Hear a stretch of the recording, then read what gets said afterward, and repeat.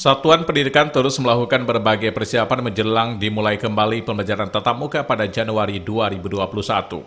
Kepala Dinas Pendidikan Kota Banda Aceh, Dr. Saminan, MPD, menegaskan satuan pendidikan wajib menyediakan fasilitas yang dibutuhkan dalam penerapan protokol kesehatan, di antaranya tempat pencuci tangan dan sabun, maupun alat pengukur suhu tubuh. Selain itu, meskipun sudah tatap muka, namun sistem belajar masih perlu disesuaikan.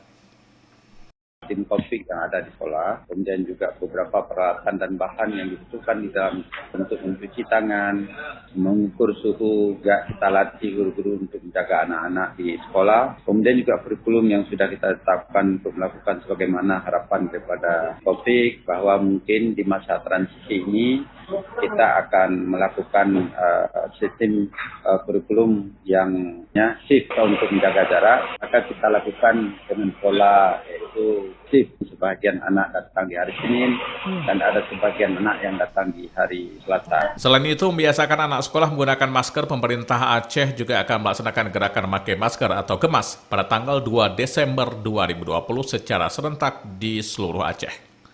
Dari Aceh melaporkan.